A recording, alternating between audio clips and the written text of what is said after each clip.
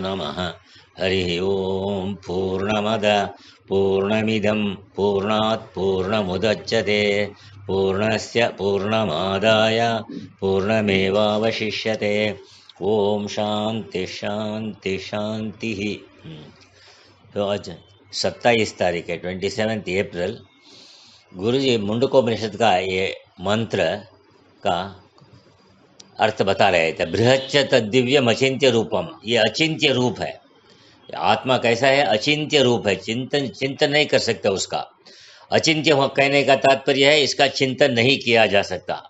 हम लोगों की आदत पड़ गई है किसी शब्द अथवा किसी आकार के द्वारा किसी वस्तु को देखकर उसका वस्तु का अस्तित्व को मानना, माने वस्तु है कि जहाँ शब्द नहीं, जहाँ कोई आकार नहीं, वहाँ हमारा बुद्धि डल हो जाती है, मंद हो जाती है।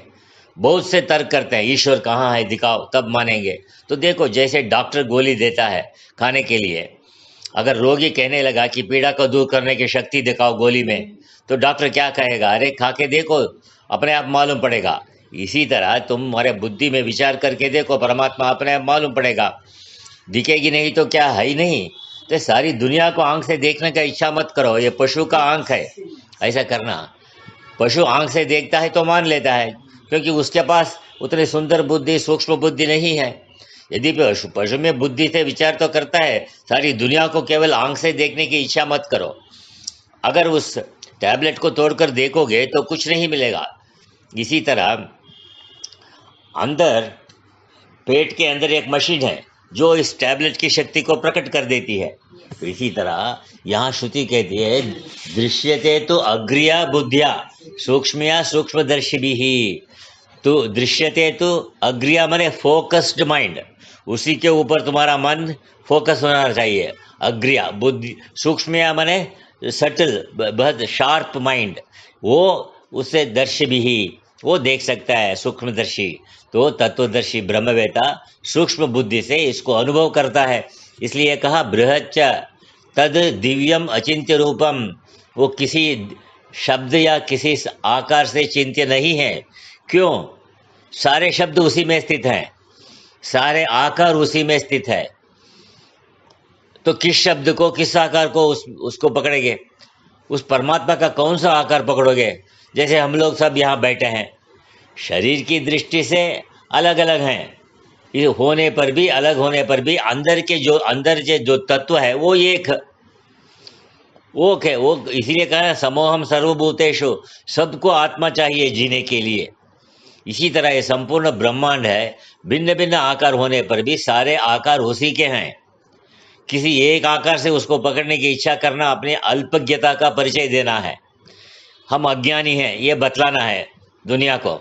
जैसे गवर्नमेंट अपने सिपाहियों को शूटिंग सिखाती है, ट्रेन करती है, तो निशाना लगाने का, तो उसके लिए एक गोला राउंड शेप का लकड़ी का पीस रखे, उसके ऊपर लाल काली रेखा है, अभ्यास कराते हैं। आंख पर पट्टी बांधकर भी निशाना साध लेता है। ये इतना कुशल हो जाता है कि सिपाही राष्ट्र के लिए लड़ना भी पड़ता है। घर में रहते हैं तो कभी पत्नी से भी टकराना पड़ता है। तो गवर्नमेंट में जो करोड़ों रुपये खर्च करती है युद्ध के समय, सिपाही की एक गोली ही करोड़ों रुपये की हो जाती है। यदि भी उस लकड़ी के पट्टी पर गोली मारना उसका लक्ष्य नहीं है, सिपाही का ट्रेन करना लक्ष्य है। इसी प्रकार हमारे यहाँ जो मंदिर हैं उनमें ईश्वर की मूर्तियाँ जो रखी जाती है, वो मूर्ति लकड़ी की या पत्थर की, सोने या चांदी की, कितनी भी सुंदर हो, वो तुम्हारे स्वरूप से सुंदर नहीं हो सकता। तुम साक्षात चेतन हो।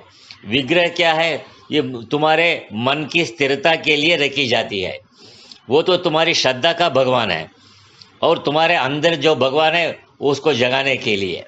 इसलिए जब मन स्थिर हो जाएगा तो तुम समझ जाओगे ये क्या है, तुम अंतर्मुखी हो जाओगे, मन की चंचलता कम हो जाएगी। ये मन को भ्रांत करने का उपाय, मन को शांत करने का उपाय है। इनका परिचय अभिप्राय यही नहीं कि यही भगवान है, ये मन को स्थिर करना लक्ष्य है। भगवान का ध्यान करो कि वो परिपूर्ण है। तो विवेकशील जो परमात्मा के सर्वसत्ता को स्वीकार करे। तो मनुष्य भोगों में ही स्थित है, उसके लिए परमात्मा दूर है। वो कहता है परमात्मा से मेरा क्या लेना है। अभी गुस्से में आकर यही कहता है ना, मेरा क्या लेना है। ये तो सोचो, मेरा क्या लेना है तो ठीक है, किंतु मैं कौन हूँ कभी सोचा है तुम? पहले ये तो सोचो कि तुम कौन हो, तुम क्या हो। तो इस अहम का कुछ विचार ही नहीं, हमारा क्या है कहता है, ये बतलाओ। इसलिए जो आवश्यक है वो उचित मात्रा में लो। मोह की बुद्धि मत करो, आसक्ति से मत बांध दो। आसक्ति बढ़ गई तो तुम छोड़ नहीं सकोगे, इसलिए पकड़ भी नहीं सकोगे। पकड़ने में भी शौक और छोड़ने में भी शौक होगा। ये बताओ, शरीर ने तुमको पकड़ा है कि तुमने शरीर को पकड़ा है? चलो आज यही फैसला कर लो, कौन पकड़ा है शरीर को। जब तक तुम्हारा कर्म भोग है तभी तक ये शरीर तुम्हारे पास है। लोग कहते हैं चले गए, अरे बात करते करते चले गए। अरे चले नहीं जाएंगे तो क्या बैठे रहेंगे तुम्हारे पास? उस शरीर में, शरीर से भोग खत्म हो गया शरीर का, तो ये जाएगा ही। सत्य की खोज करो, केवल वासना के नहीं बढ़ाओ। केवल वासना के बढ़ने पर, अवासना के पदार्थ मिलने पर भी तुम पकड़ नहीं पाओगे।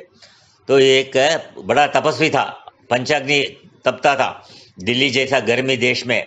तो अभी भी स्वेटर पहन रखे हैं नेपाल में, लेकिन दिल्ली में जाके देखो उसने क्या किया। इतना गर्मी में भी आगे अग्नि, पीछे अग्नि, ऊपर अग्नि, सामने अग्नि, चारों पांचों तरफ अग्नि तप रहा है।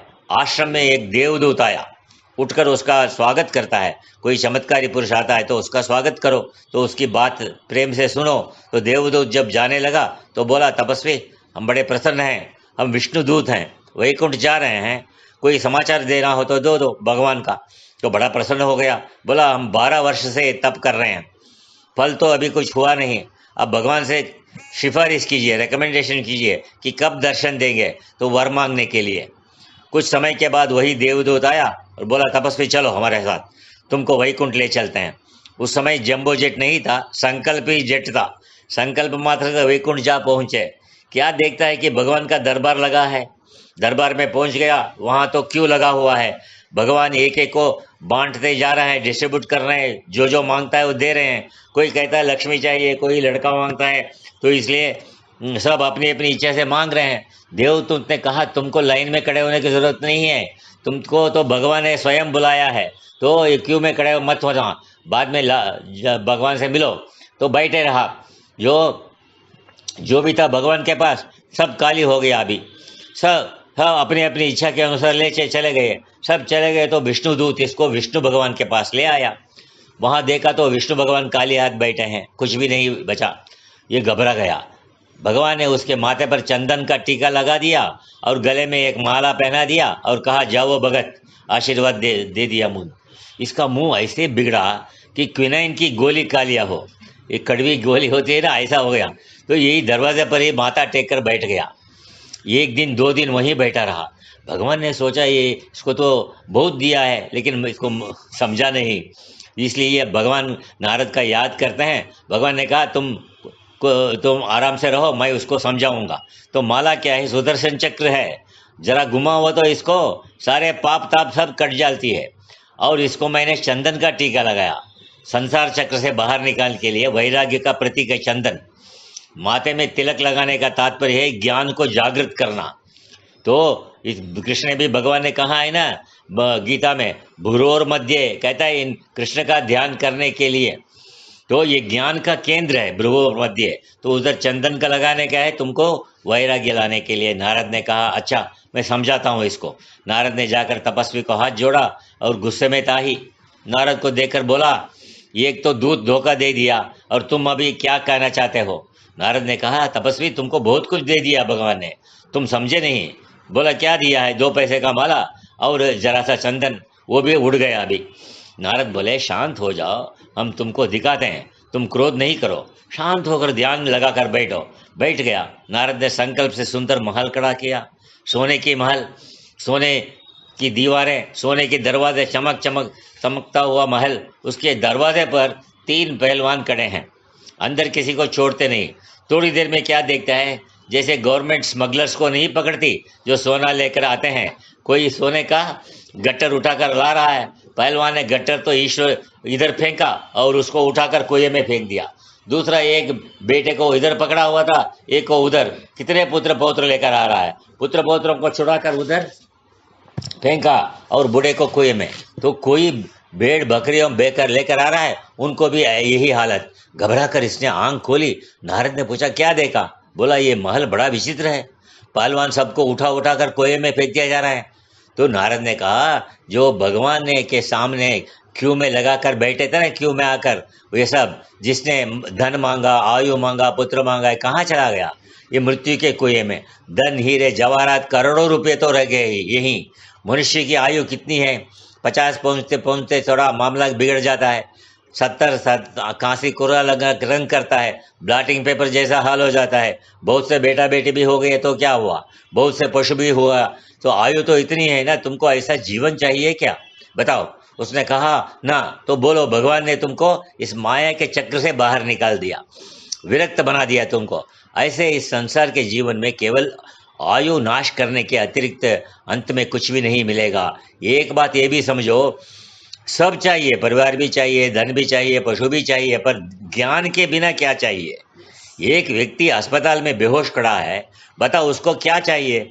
बेहोश को घर में तो वो लोग कोई नहीं रखेगा, कितना बड़ा परिवार भी हो, बेटा बेटी भी हो, पर बेहोश को घर में कोई नहीं रखेगा। मेरे तेरे का ज्ञान है तो जीवन में आवश्यक है। जब तेरे मेरे का ज्ञान ठीक से समझ आएगा तो मैं कौन हूँ ये भी समझ में आएगा। इसलिए विवेकशील ज्ञान को ठीक रखे। नारद ने तपस्वी को समझाया कि ये मोक्ष महल था। वो बड़े बड़े पहलवान जो उन लोगों को जो काम क्रोध लोभ मोह आदि विकारों से भरे हैं, इस महल में प्रवेश नहीं करने देते। जो मुमुक्षु तत्व विचारशील है वही इस मोक्ष महल में प्रवेश करेगा। जो संसार की वासना वाले हैं उनको बाहर फेंक देते। विवेक और वैराग्य को अपना साथी बनाओ। ये अंगरक्षक हैं, बॉडीगार्ड्स हैं तुम्हारे। विवेक होगा तो असत्य में नहीं जाओगे, वैराग्य होगा तो तुम किसी में मोह नहीं करोगे। तुम्हारा इस असत्य पदार्थों में मोह था, वो नष्ट कर दिया। मोक्ष को और चला मोक्ष की ओर चलाने वाले मुमुक्षु को ये अंगरक्षक हैं, ये दोनों विवेक और वैराग्य। तो मोक्ष की ओर चलने वाले के लिए, जैसे लोक में जब बड़े बड़े लोग